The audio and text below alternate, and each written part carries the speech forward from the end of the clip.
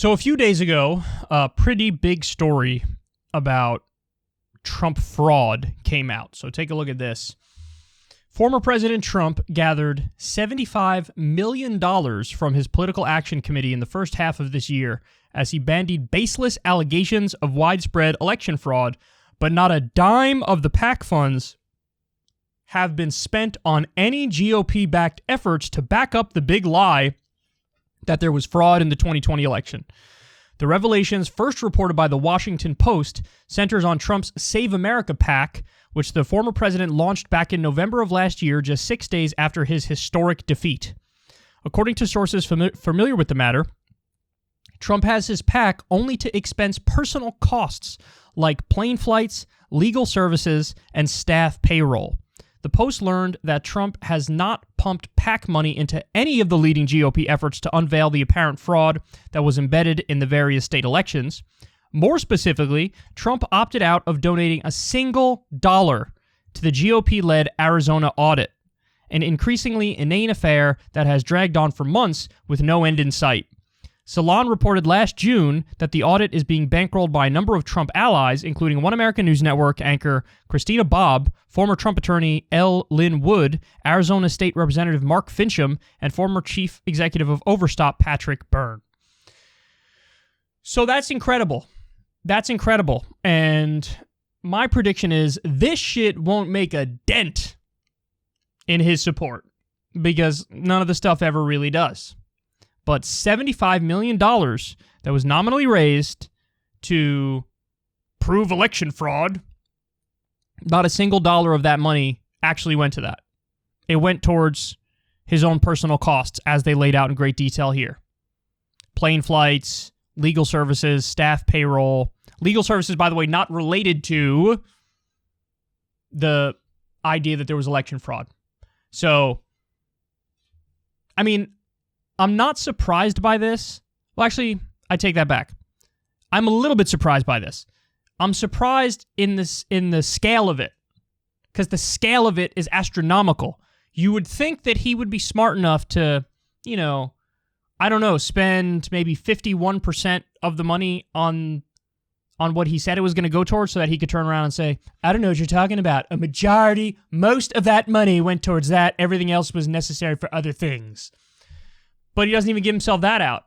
But you know what? Having said that, I'm now remembering at the time that he was fundraising when he lost to say, we're going to fight this, we're going to prove election fraud, we're going to win.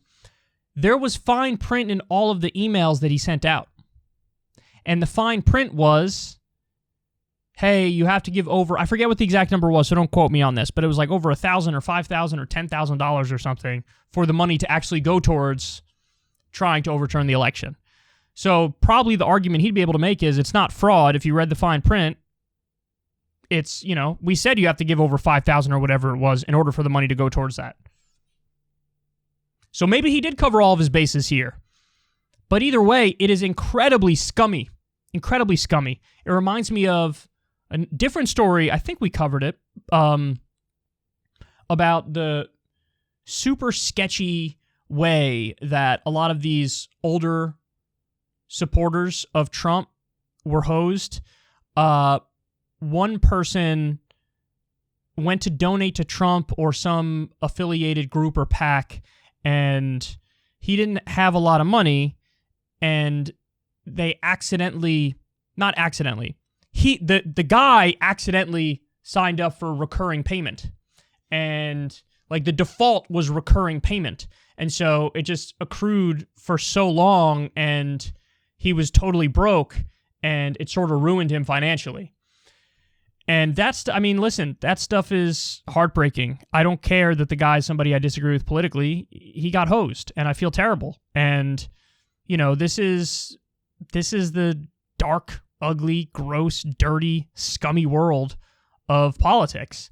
And the lines are blurred, but we really shouldn't be surprised, even at the scale of it, because you know what? We already knew that Trump had to pay out millions of dollars for committing fraud. That's the whole Trump University thing.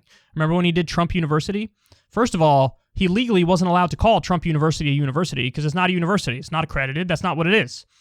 But he called it university anyway, and they did classic pyramid scheme techniques. They did upselling, and he ended up having to pay millions of dollars because he did fraud.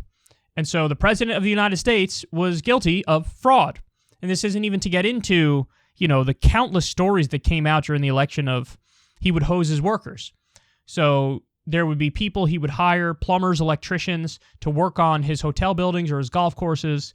And then when it came time to pay, he just would not pay them. There's so many people like that who have stories. And so that's who this guy is. $75 million, $75 million raised to stop the steal. $0 of that went to actually stopping the steal. And again, I'm going to repeat this. You're not going to hear this on Fox News. You're not going to hear this on One American News Network. You're not going to hear it on Newsmax. He has the most staunchly loyal supporters. Now, granted, that base has shrunk more and more and more over time, but I think we sort of bottomed out in terms of how low it can go. And he's got some percentage that's just everything that's against him, people will say is fake news. Every single thing that's against him, people will say, that's not real. Because it's Trump and we love Trump and we think he's right and we trust him over anybody else. So, I mean, it is what it is. And that's partly the media's fault because they sort of blew their credibility in 1,000 different ways, including going after Trump in ways that were dumb. But this is an instance where I certainly believe the stories. I think the Washington Post's correct. Like I said, I'm not surprised that he did it. I'm just surprised at the scale of it because that's really brazen. $75 million, and then none of it goes towards the thing you said it was going to go towards. But again, if you put it in the fine print, right, technically what he did would be legal. So that's the trick that they play. If you're really wealthy or you're a politician, what they do is they find a way to legally do illegal things. Like they can skirt the law just enough where they have the wiggle room where they're like, I didn't technically break the law, even though what they're doing is definitely breaking what's called the spirit of the law. They didn't break the letter of the law, they broke the spirit of the law. It's the same thing with all the legal tax avoidance that all these wealthy people do. Like the ProPublica tax release that came out not that long ago where, the effective tax rate of a lot of these billionaires is like 1% or 3% maximum. And they're like, well, technically I didn't break the law. I'm just legally finding all these loopholes to pay less than somebody who's a janitor. Tee-hee-hee. So this is where we're at. And this is an astonishing story. Again, won't make a dent. And if he wants to run in 2024, he's still going to run in 2024. And I doubt this will even come up